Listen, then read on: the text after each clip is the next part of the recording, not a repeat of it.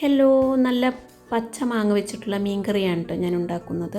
അപ്പോൾ അതിനായിട്ട് ഞാൻ ഒരു മൺചട്ടിയിലേക്ക് ഒരു ചെറിയൊരു തക്കാളി, ഒരു ചെറിയൊരു സവോളയും കനം കുറച്ച് സ്ലൈസ് ചെയ്തതും പിന്നെ ഒരു വലിയ കഷ്ണം ഇഞ്ചിയും ഒരു 7 വെളുത്തുള്ളി അല്ലി ചതച്ചെടുത്തതുമാണ് കേട്ടോ ചേർത്ത് കൊടുക്കുന്നത്. എന്നിട്ടിത് നല്ലവണ്ണം ഒന്ന് വാടി തുടങ്ങിയാൽ ഇതിലോട്ട് മസാലപ്പൊടികൾ ചേർത്ത് കൊടുക്കാം. മാങ്ങയുടെ പകുതിയാണ് കേട്ടോ എടുത്തിട്ടുള്ളത്. അതിൻ്റെ തൊലിച്ചെല്ലാം ചെത്തി കട്ട് ചെയ്തെടുത്തിട്ടുണ്ട്. നല്ല പുളിയുള്ള മാങ്ങയാണ് കേട്ടോ. പിന്നെ വലിയ മാങ്ങ ആയതുകൊണ്ട് ഞാൻ പകുതിയാണ് എടുത്തിട്ടുള്ളത്. പിന്നെ ഇതിലോട്ട് ഒരു 2 ടീസ്പൂണ് സാദാ മുളക് പൊടിയും 1 ടീസ്പൂണ് കാശ്മീരി മുളക് പൊടിയും 1/2 ടീസ്പൂണ് മഞ്ഞൾപ്പൊടിയും 1 ടീസ്പൂണ് മല്ലിപ്പൊടിയും 1 ടീസ്പൂണ് പെരിഞ്ചീരകപ്പൊടിയുമാണ് കേട്ടോ ചേർത്ത് കൊടുത്തിട്ടുള്ളത്. എന്നിട്ട് ഇതും കൂടെ നല്ലവണ്ണം ഒന്ന് വഴറ്റിയെടുക്കാം. ഇതിലോട്ടൊരല്പം വെള്ളം ഒഴിച്ച് കൊടുക്കുന്നുണ്ട്. പിന്നെ ഇതിലേക്ക് ആവശ്യത്തിന് ഉപ്പും ചേർത്ത് കൊടുക്കാം.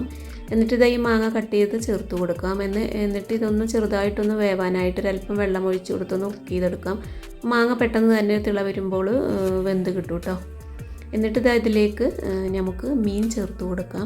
അപ്പോൾ ഞാനിവിടെ എടുത്തിട്ടുള്ള മീൻ ചാളയാണ് കേട്ടോ. ചാള അതല്ലെങ്കിൽ ഞങ്ങളിവിടെ പറയും മത്തി എന്ന് പറയും.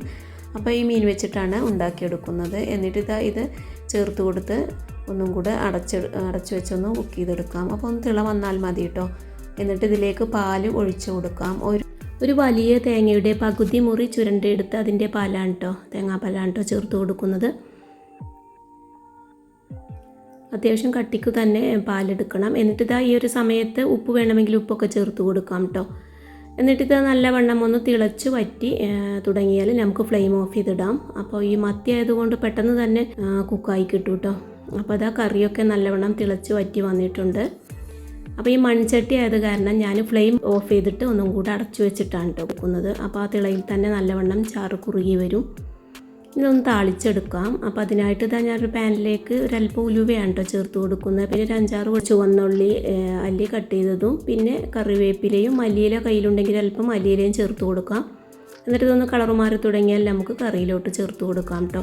അപ്പോൾ നല്ല ടേസ്റ്റാണ് ഇതുപോലെ മാങ്ങ വെച്ച് കറി ഉണ്ടാക്കിയാൽ. അപ്പോൾ എൻ്റെ വീഡിയോ ഇഷ്ടമാവുകയാണെങ്കിൽ ലൈക്ക് ചെയ്യാനും സബ്സ്ക്രൈബ് ചെയ്യാതെ കാണുന്നുണ്ടെങ്കിൽ സബ്സ്ക്രൈബ് ചെയ്യാനും മറക്കരുത്. താങ്ക്